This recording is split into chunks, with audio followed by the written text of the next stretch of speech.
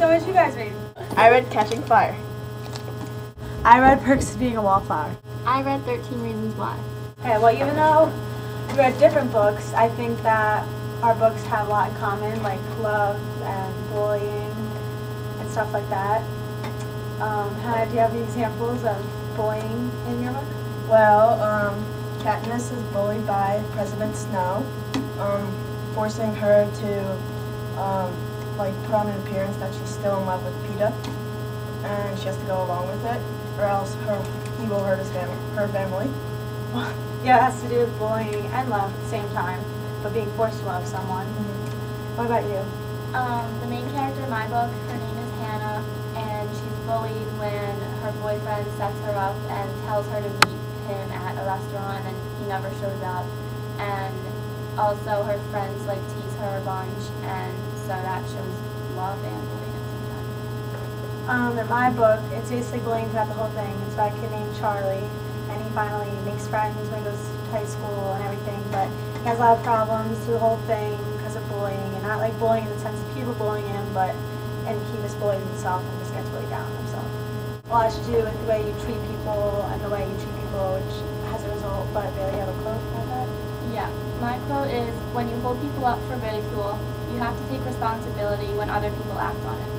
In my book, Hannah is bullied a lot, and she blames people for the reason she commits suicide by sending out audio tapes to 13 people and explaining what their role is in her death. And basically, by treating someone poorly, you never know what the outcome will be in the end, so they can take it whatever, or they'll, she killed herself, for instance, so.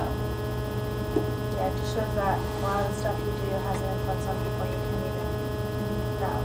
But in my book, it's not like a quote, but Charlie's grandmother was beat by her husband, and her husband also beat her kids.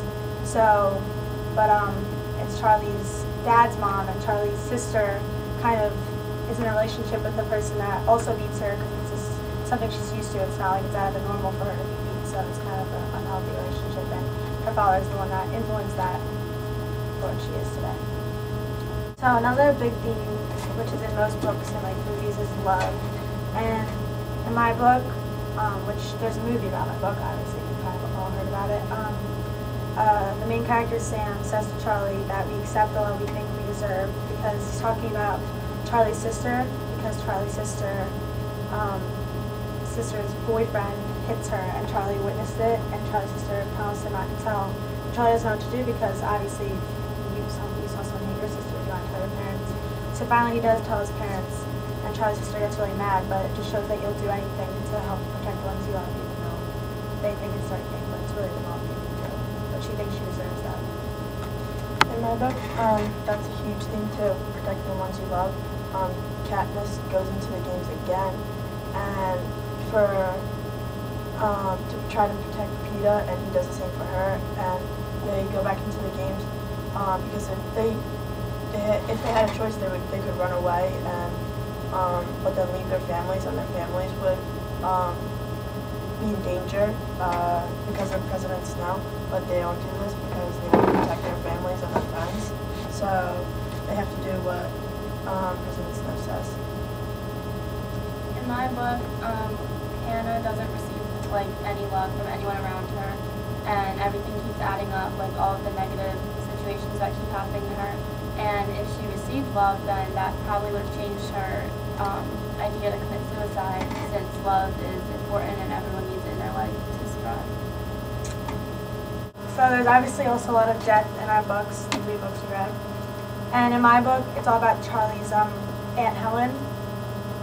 And his Aunt Helen, he kind of feels responsible for her death. He's just a little boy. And she got in a car accident, and she was on her way to get him a present, so he kind of feels like it's his fault. And his Aunt Helen was his favorite person in the world, but basically he's just kind of messed up because he has to go see a psychiatrist, and she got in a car accident and died on the way to get his present, so he feels like if she didn't go get him his present, she would be dead, but really it's not his fault, and he constantly has to be told that. But he constantly also visits her grave, and it's just hard for him to cope with it. In my book, the games is a game to the death. You have to kill all the other opponents to win. So she had to kill a bunch of people to win in the previous games, and she's sent back into the games to kill more people, which haunts her. Like, she doesn't want to kill people. And also, besides that, her district, which is District 12, is very poor, so there are a lot of deaths because they don't have food, there's illness, and her father died before in the mines, so she's like faced with a lot of death, and it's really sad. In my book, the whole entire book is basically about this one girl's death and all the situations that lead up to that, and she's contemplating if she should kill herself for like the majority of the book because of everything going on in her life and how much pressure she has and how no one really likes her and family issues, etc.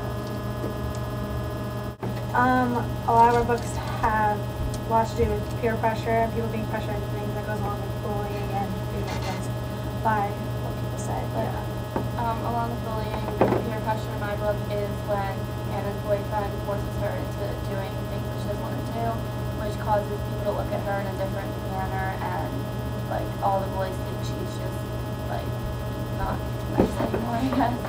And yeah. well, in my book, it's basically Charlie's in high school, so it's really not peer pressure. It's just experiencing new things, and I mean, he may not want to do it in the back of his mind, but he still does the stuff that he's asked to do when he goes to parties and stuff like that. So it's basically just the regular, not the regular high school life, but just like the normal things you see in movies and books. Yeah, and like drinking and partying also is mine. In mine, an example is when Katniss and Peter are at like a dinner, an event, and like all in the Capitol, where it's like really rich and fancy people eat, and they have so much food, like a feast, that they are so stuffed, but they don't get to eat everything, so they have this thing where they drink this liquid and throw up so they can eat more, even though like in other districts there's like really poor and not a lot of food, and Peeta and Katniss are expected to like do this too because everyone else is doing it because it's a normal thing, but then they don't, which is good. And also she's like peer pressured and bullied into like wearing stuff and doing something that she doesn't want to do. So Hannah, can you tell us about why your book is titled the way it is? My book is called Catching Fire because in the first book, when Katniss pulls out poisonous berries in the arena, she creates a spark because she defies the Capitol. And in the second, in my book called Catching Fire, the districts are being ignited because of the spark that Katniss creates, and so therefore Panem, the city, well, the place that she is living in, is catching fire. So the spark she creates is like a spark to start the rebellion, which is like the whole fire, I guess? Yeah. Alright. Well, my book, if you look up the definition of a wallflower, usually being a wallflower is kind of like a negative thing, but it's a type of loner, seemingly shy, one who really knows other people, kind of just sits back and observes more than he actually says something. And at one party they say like, oh, Charlie's a wallflower, and they say it's a beautiful thing, isn't it? Because he doesn't really sit there and talk to have to understand things. He sits there and absorbs everything that's going on, and it's just the perks of being a wallflower. The perks of being a person that's usually put to the side, but it's because they observe everything, so they really know more than you think they know because they don't say anything, they just keep it in and observe. And Charlie's a wallflower. Mine's fairly simple, 13 Reasons Why. It's about 13 reasons why she killed herself, and she sends out audio tapes which have 13 reasons on it why, and explains to people why she did it. So obviously we all picked our books, but Hannah, did you like your choice? Yeah, I loved it. I read the first book and this is the second one, and Are you gonna read the third one? yeah, I'm gonna read the third one. And this one's supposed to be a movie, so I can't wait to see that also. I loved my book. It made me, I couldn't put it down, and I could finally go see the movie because I promised myself I would read it before I saw the movie. I really like my book as well. I could not stop reading and I always wanted to see what happened next. I just think that like the one thing in the book that could have changed maybe was her outcome that she killed herself, because like bullying and everything is obviously a huge deal, but I feel like she just took everything to another level, and she got herself like more upset than she needed to be about the little situations that happened. But I really All right, that was a great book club, everyone.